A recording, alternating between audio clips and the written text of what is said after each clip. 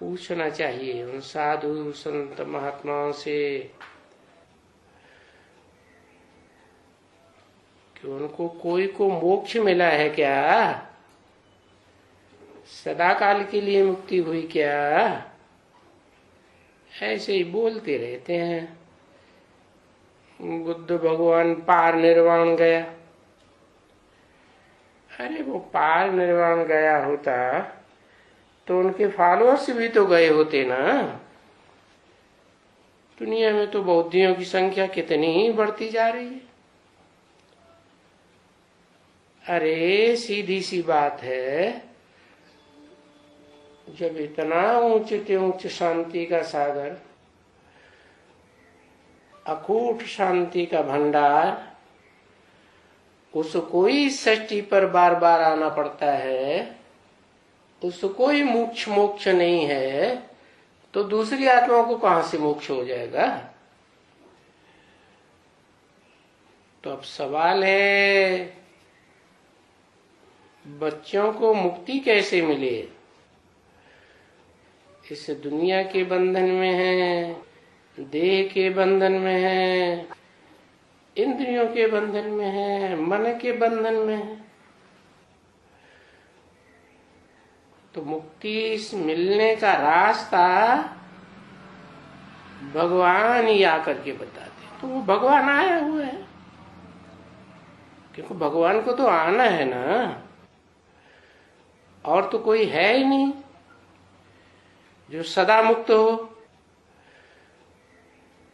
तो कल्प कल्प के संगम युग युगे मैं आता हूं,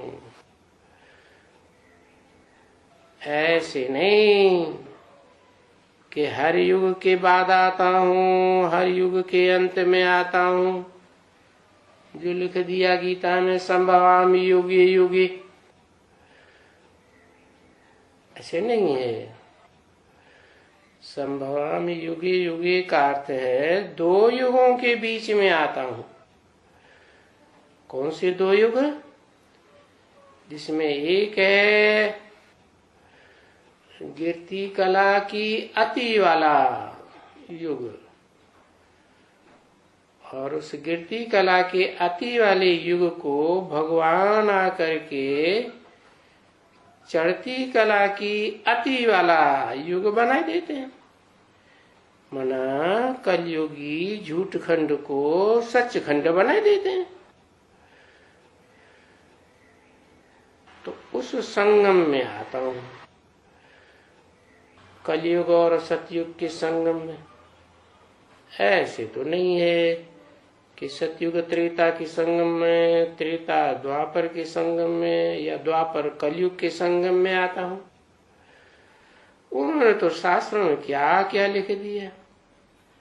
सतयुग में हिरण्यकश्यप के रूप में आया, त्रेता में राम के रूप में आया, द्वापर में कृष्ण के रूप में आया, कलयुग में कलंकीधर बन के आया। जब जब सृष्टि का चक्कर फिरता है तो चक्कर पूरा होता है, फिर मैं आता हूं। ऐसे थोड़े ही कि मैं बार बार आता ही रहूंगा। तो देखो,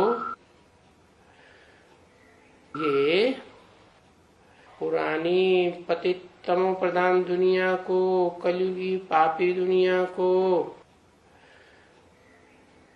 पलट कर पुण्यात्मा देवताओं की दुनिया बनाने का पार्ट भगवान को ही मिला हुआ है।